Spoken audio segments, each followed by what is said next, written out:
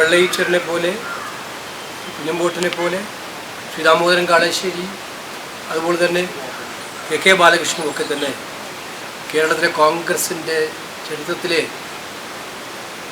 ദളിത് പിന്നോക്ക ജനവിഭാഗങ്ങളുടെ പ്രതിനിധിയായിരുന്നുകൊണ്ട് ആ വിഭാഗത്തെ കോൺഗ്രസ് പാർട്ടി പഠിപ്പിക്കുന്നതിൽ ഏറ്റവും കൂടുതൽ പങ്കുവഹിച്ചവരാണ്.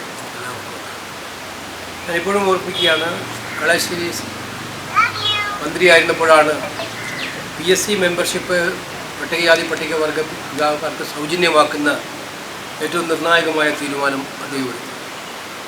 അതുപോലെ തിരുവനന്തപുരത്ത് ഇന്ന് കാണുന്ന അയ്യങ്കാളി പ്രതിമയും അക്കാലത്താണ്, അദ്ദേഹം മന്ത്രിയായിരുന്ന കാലത്താണ് സ്ഥാപിക്കപ്പെട്ടത്.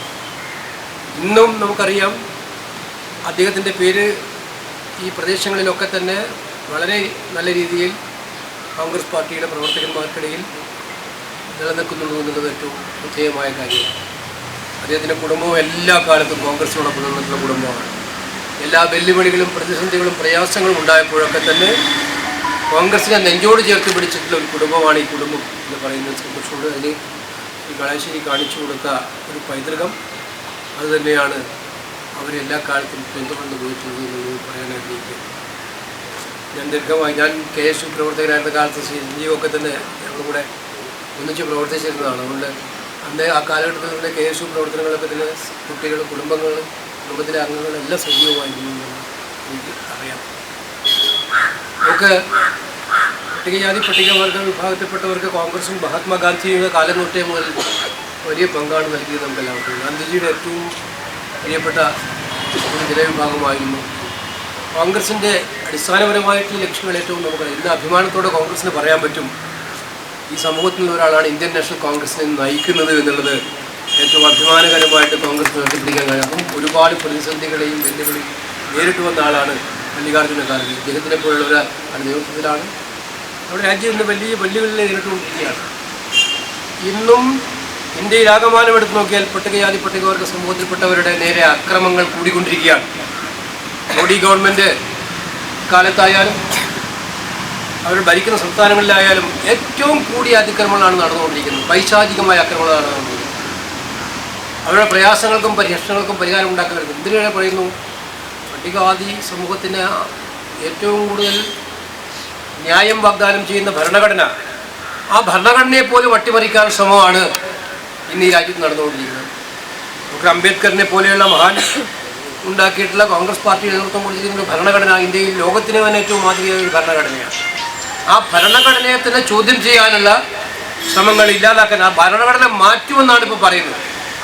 കഴിഞ്ഞ ദിവസം നിങ്ങൾ കണ്ടിട്ടുണ്ടാവും, RSSൻ്റെ നേതാവ് പറയുന്നത് ഭരണഘടന എന്തിനാണ് മതേതരത്വം, ഭരണഘടന എന്തിനാണ് സോഷ്യലിസം, ഇത് സോഷ്യലിസവും ഭരണഘടനയൊക്കെ തന്നെ മാറ്റിമറിക്കണം. ആ ഭരണഘടന തന്നെ എന്തിനാണ് ഭരണഘടന മാറ്റുന്നത്? ഈ നാട്ടിലെ സമൂഹം, ഞാൻ നേരത്തെ സൂചിപ്പിച്ച് ദളിത് പിന്നോക്ക സമൂഹം എല്ലാം അടക്കം ഇന്ത്യയിലെ ഓരോ സാധാരണക്കാരനായ പൗരനും അനുഭവിക്കുന്ന ആനുകൂല്യങ്ങളെല്ലാം നമ്മുടെ ഭരണഘടനയുടെ ശക്തിയിലാണ് ഉണ്ടായിരിക്കുന്നത്. ഭരണഘടന എല്ലാവർക്കും തുല്യാവകാശമാണ് പ്രദാനം ചെയ്യുന്നത്. അവിടെ ജാതി വിവേചനങ്ങളില്ല, വർഗ വിവേചനങ്ങളില്ല. ഇന്ത്യയിലെ ഓരോ പൗരനും തുല്യമാണ്. പക്ഷേ ഇന്നും നമ്മുടെ സമൂഹത്തിൽ നമുക്കറിയാം ജാതി വിവേചനങ്ങൾ ഇഷ്ടംപോലെ നടക്കുകയാണ്. ഇരിഞ്ഞാലക്കുട ക്ഷേത്രത്തിലൊരു കഴകത്തിനെ നിങ്ങൾ നേരത്തെ കണ്ടു. കഴകത്തിൻ്റെ ജോലിക്ക് നിയോഗിച്ചിട്ട് ആ ജോലിക്ക് നിയോഗിച്ച ആളെ അത് സമ്മതിക്കാൻ അനുവദിച്ചില്ല അവിടുത്തെ ഭരണസമിതി. കേരളം പോലുള്ള ഒരു നാട്ടിൽ ഇപ്പോഴും പലയിടത്തും ജാതി വിഭജനം നടന്നുകൊണ്ടിരിക്കുകയാണ്. അപ്പോൾ ഇതിനെല്ലാം എതിരെയുള്ള ഒറ്റ മറുപടിയാണ് നമ്മുടെ ഭരണഘടന. ആ ഭരണഘടന മാറ്റി അവർക്ക് വേണ്ടത് മനുസ്മൃതിയാണ്. നിങ്ങൾക്കറിയാമല്ലോ, ഇന്ത്യക്ക് സ്വാതന്ത്ര്യം കിട്ടിയപ്പോൾ തന്നെ പറഞ്ഞിരുന്നു RSSകാർ, നമുക്ക് മനുസ്മൃതിയാണ് വേണ്ടത്, മനുസ്മൃതിക്കനുസരിച്ചുള്ള ഭരണഘടന മതി. അതായത് ഈ വർണ്ണ വിവേചന സത്യങ്ങളൊക്കെ തന്നെ ഉണ്ടായിക്കൊണ്ടിരിക്കുന്ന സാഹചര്യം. അപ്പോൾ ഇതിനെതിരെ ഏറ്റവും കൂടുതൽ പോരാടിയത് കോൺഗ്രസ് പാർട്ടിയാണ്. നിങ്ങൾക്ക് എല്ലാവർക്കും അറിയാം. ഞാൻ പറഞ്ഞു വരുന്നത്, ഇപ്പോഴും നിൽക്കുമ്പോൾ കോൺഗ്രസിൻ്റെ നേതാക്കന്മാരോട് നമ്മൾ എല്ലാവരും ആത്മവിശ്വാസം നടത്തണം. നമ്മളെ കൂടെ ഈ സമൂഹത്തെ കൂടി നിർത്താനായിട്ടുള്ള എന്തൊക്കെ നടപടികൾ നമ്മുടെ ഗവൺമെൻറ്റുകൾ ചെയ്തു അത് താഴെത്തട്ടിൽ കൊണ്ടുവരാൻ, പാർട്ടിയിലും എല്ലാ തലങ്ങളിലും വരെ കൊണ്ടുവരാൻ വേണ്ടിയിട്ടുള്ള ഉറച്ച തീരുമാനങ്ങളാണ് നമുക്ക് അനിവാര്യമായിട്ടുള്ളത് എന്നുള്ളത് പറയാൻ ഞാൻ ആഗ്രഹിക്കുകയാണ്. അപ്പം നിങ്ങൾക്കറിയോ, കേരളത്തിലെ ആദ്യമായിട്ട് കേരള മന്ത്രിസഭയിൽ ദളിത് വിഭാഗത്തിൽ പ്രാതിനിധ്യം കൊടുത്തത് ഞാൻ നേരത്തെ പറഞ്ഞു വെള്ളയീച്ചനെ പോലുള്ള ആളെ കൊടുത്തത് കോൺഗ്രസ് പാർട്ടിയാണ്. ഇതൊരു മന്ത്രിയില്ല, ദളിത് ഇല്ലാത്ത ഒരു മന്ത്രിസഭ ആദ്യമായിട്ട് വന്ന് കുറേ കാലത്തിനിടെ കണ്ടത് ഇപ്പോഴത്തെ മന്ത്രിസഭയാണ്. ഇടതുപക്ഷം അവരുടെയൊക്കെ സംരക്ഷകരാണെന്നാണ് പറയുന്നത്. ശ്രീ കേരള മന്ത്രിസഭയിൽ ഇപ്പോൾ എടുത്തു നോക്കിയാൽ ഞങ്ങൾ ശ്രീ രാധാകൃഷ്ണൻ MP ആയി മത്സരിച്ച് ജയിച്ചു പോയ ശേഷം ആ മന്ത്രിസഭയിൽ കഴിഞ്ഞ 1.5 വർഷമായിട്ട് ദളിത് പ്രാതിനിധ്യം കേരളത്തിൽ ഏറ്റവും അപമാനമല്ലേ ഇത്? വലിയ ദളിത് പ്രേമപുരം CPM-ന് എന്ത് ന്യായീകരണമാണുള്ളത് ഇതിനകത്ത്?